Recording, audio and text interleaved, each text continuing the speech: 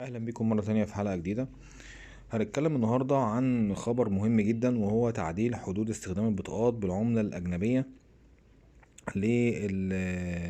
سواء خارج مصر او من اللي انا عن طريق المواقع اللي بخش اشتري منها بالعمله الاجنبيه مش بالمصري. الخبر ده مهم جدا عشان خاطر هتفرق مع الناس اللي بتشتري كتير اونلاين، او اللي بتشتري من على مواقع زي امازون والحاجات اللي هي المواقع الخارجيه، او ان هي ناس مسافره بره مصر ومعاها كروت فيزا مصريه وبتتعامل بيها خارج مصر. تمام كده. تعال نشوف الحدود الجديدة مع بعض ونشرحها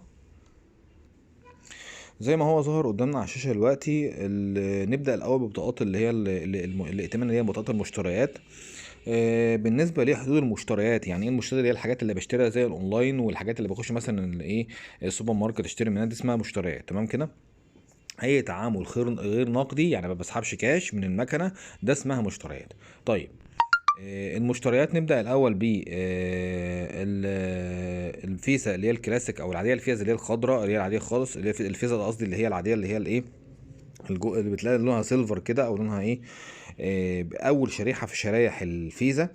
تمام. حد المشتريات بتاعها الحد الأقصى السحب المعاملة الواحدة، أو الحد الأقصى اليومي أو الشهري، بقى 10000 جنيه. الشريحة اللي بعدها طول اللي هي الجولد بقت 25000. اللي بعدها اللي هي أول شريحة في البلاتيني، الفيزا البلاتيني بقت 62 ونص، بما يعادل طبعا كل ده بما يعادل العمله الاجنبيه. التعديل على فكره يا جماعه تم على بما يعادل العملات الاجنبيه بس، لكن جوه مصر انت عادي اي موقع بتتعامل منه داخل مصر هو موقع مصري، او اي معدلات شراء اللي جوه مصر بالمصري شغاله عادي، اللي هو ايه، نفس الحدود القديمه ما اتغيرتش. التغيير تم على التعاملات اللي بتتم بما يعادل العمله الاجنبيه. يعني انا مثلا بره مصر وبشتري، داخل على موقع بيتعامل مثلا بالدولار، او موقع مثلا مش مصري وبشتري، دي الحدود دي للتعاملات الخاصه بيها. ماشي، نخش على الشريحتين اللي هم اعلى شريحتين، هم ماستر كارد اللي هو الورلد والورلد ايد. ماشي. دول 100,000 جنيه للمشتريات. طبعا هم وحدوا السحب، سواء الحد المبلغ سواء للمعاملة الواحدة، أو الحد الأقصى للحد اليومي والشهري. كان في حدود يومية وحدود شهرية، خلى كله واحد. ماشي. بالنسبة للسحب النقدي بقى اللي هو الكاش، بالنسبة للشريحة الأولانية بقت 2 ونص، يعني 2000 ونص يعني في جنيه، واللي بعدها برضو 2000 ونص، واللي بعدها 6250. أعلى حاجة 10000 جنيه في الشهر برضو في اليوم، يعني برضو وحدوا اليوم والشهري. تمام. تسحب بره مصر بما يعادل المبلغ ده بره مصر. طبعا 2000 ونص طبعا بالنسبه للدولار يعني ما يعتبر رقم، ما فيش اصلا، يعني رقم مش موجود اساسا. 2000 ونص دي مثلا تقريبا 100 دولار، تقريبا 100 دولار، وممكن اقل حاجه بسيطه. تمام كده. انا بتكلم بسعر البنك، مش بتكلم باسعار السوق السوداء. طبعا السوق السوداء ممكن، طبعا انت هتقول لي مثلا السوق السوداء مثلا بيوصل في الحاجه و30 جنيه، فدي ما تجيبش حتى 100 دولار. لكن انا بتكلم على اسعار البنك العاديه. طبعا 2000 ونص يعني يجيب تقريبا 100 دولار، في حدود 100 دولار. تمام. طيب، في شويه ملاحظات كده البنك عملها كمان عشان خاطر يحجم موضوع الدولار. قال لك الحد الاقصى لمبلغ الحركه الواحده في المشتريات بالعمله الاجنبيه هو الحد الائتماني للبطاقه كامل. ماشي. بما لا يزيد عن المحددات اعلاه لكل بطاقه. يعني انا لو معايا كذا بطاقه ائتمانيه وعايز ان انا يعني مثلا بشتري، يبقى الحد الاقصى ليها هو مبلغ البطاقه كامل. يعني انا مثلا لو انا مثلا عامل بطاقه مثلا ب20000، فاقدر ان انا اعمل الحركه واحده ب20000. بس طبعا ال20 دي مش هتتجاب كلها. ليه؟ لان انا بقى الحد الاقصى ليها كام؟ 10. ال20000 تعتبر ايه؟ كلاسيك، تعتبر في فيزا اللي هي الكلاسيك، ليه؟ اول شريحه. يبقى الحد الاقصى لاول شريحه 10000 جنيه، يبقى 10000 جنيه مشتريات و2000 ونص سحب نقدي. تمام. طب انا عاوز اسحب زياده بقى، اخش في الشريحه اللي بعدها، ارقي بقى، اخش. طبعا الجولد بيبدا مثلا على سبيل المثال زي ما احنا كنا شرحنا في حلقه قبل كده، مثلا بيبدا من مثلا من شريحه معينه، مثلا من مثلا ايه اللي هو الجولد، او اللي هي الفيزا اللي بعدها على طول بتبدا مثلا من 50000 وانت طالع مثلا، فما اللي هو الايه اللي هي البلاتيني. تمام. فانا عشان خاطر اعمل حركه اقوم رافع الكارت بتاعي البلاتين عشان اقدر احصل على مميزات البلاتين، وهكذا. يبقى الحد الاقصى بتاع 62000 في السحبه مثلا، و6250 في الايه السحب النقدي، سواء مشتريات او عادي. وصلت؟ يبقى انا يعني حتى لو الكارت بتاعي يعني مثلا ايه البلاتينيه مثلا من 50 مثلا، لو انت طالع فوق ال 50000 جنيه، انا اقدر ان انا اسحب بالبلاتين حد اقصى 62. حتى لو انا الحد المحفظه بتاعي 70000، حتى لو انا حد المحفظه بتاعي 70000، هتيجي عند 62 ونص وتقفل وتقول لك انا مش سحبه.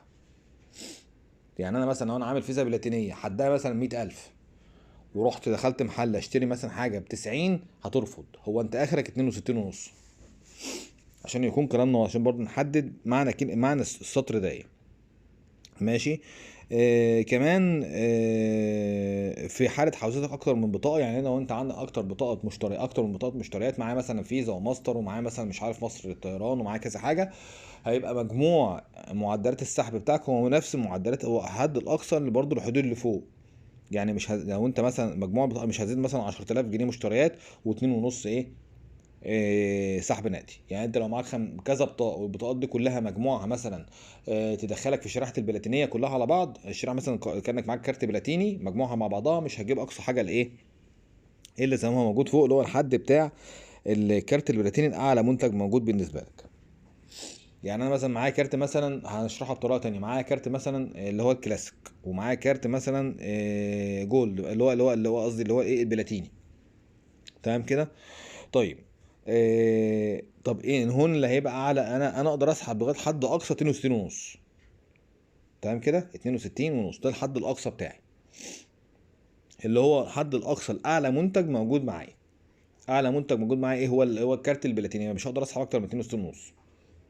ما حدش يقول انا معايا كارت ب 10 ومعايا كارت ب 62، فانا هاخد ال 10000 من الكلاسيك واخد كمان 62 من البلاتين. لا، هيبقى حد الاقصى هو 62 ونص، عشان يكون كلامنا واضح. تمام كده. نخش بعد كده على شرائح الخصم المباشر.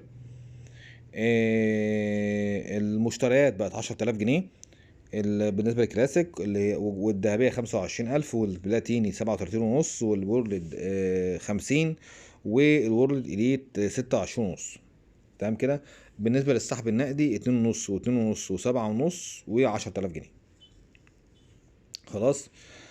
ده للكارت، ده للكارت اللي هو كروت الخصم مباشر، اللي هو الكارت اللي بيسموه الخصم على الحساب مباشر. كروت المدفوعة مقدما اللي هي كروت البريبيد، المشتريات بتاعتها بقت 2 ونص، والسحب النقدي 1250، ده على كل الكروت من بره مصر. نخش على اللي بعد كده. هنا هنقف عشان في ملحوظة كبيرة جدا، وفي ناس كلموني عليها أكتر من مرة.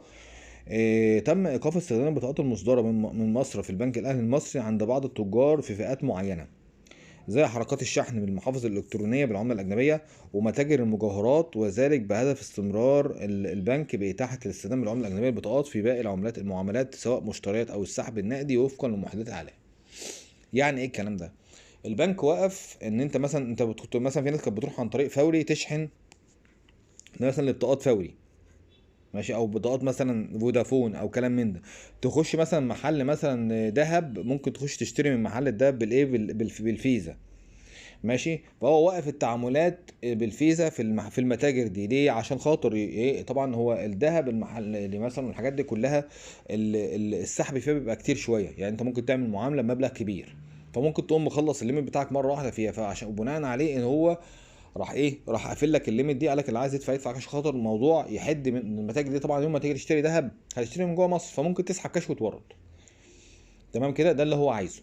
فمن الاخر كده عشان خاطر ان هو يخليك تجبرك ان انت تستخدم الكارت بتاعك، في يسيب لك الليميت بتاعك اللي موجود بره مصر في الحدود، عشان ما تجيش تقوم انت ساحب كارت المشتريات بتاعك من جوه مصر، تيجي تسحب تطلع بره مصر يقول لك اصل انا سحبت الليميت بتاعك كله جوه مصر، يبقى انا كده ما عملتش حاجه. وصلت؟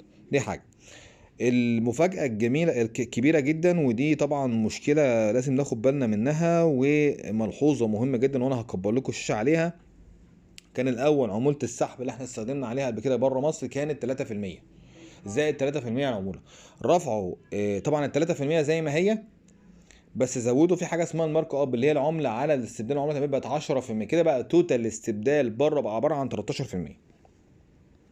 تاني هشرحها لكم تاني. في الاول كانت عباره عن 3% زائد 30 جنيه على السحبه زائد 30%، 3%. تمام كده. طيب المعادله ديت لا، بقت دلوقتي عباره عن 3% زائد 30 جنيه زائد 10% عمولة استبدال، يبقى التوتال تقريبا 13% على المبلغ اللي انت هتسحبه زائد 30 جنيه. تمام. ملحوظه مهمه جدا جدا جدا، دي حته في منتهى الخطوره لازم ناخد بالنا منها. هيبقى اجمالي، بس محدش يقول لك انا هدفع، العملاء اتسحبت ل 10% وال 3% الاولانيه اتشالوا، لا، عشان في ناس كلها في كذا سالت في كذا مره عن الموضوع ده. تمام. لا، العمولة رفعت ما بين أول حاجة هتبقى 3% دي على السحبة، زائد 30 جنيه على كل معاملة، زائد 10% على كل معاملة برضه. يبقى التوتال على كل سحبة للسحب خارج مصر 13% على كل سحبة هتتسحب خارج مصر بالعملة الأجنبية. سواء بقى انت مشتريات، سواء بقى الكلام اللي حضرتك بتقوله ده كله، ايا كان هيتسحب عليك المبلغ ده. فناخد بالنا كويس قوي، مش عشان خاطر اللي هيسحب من بره مصر سواء مشتريات او عادي هتلاقي مسحوب عليه عمولة رقم محترم. هي زادت من 3% ل 10%. تمام كده.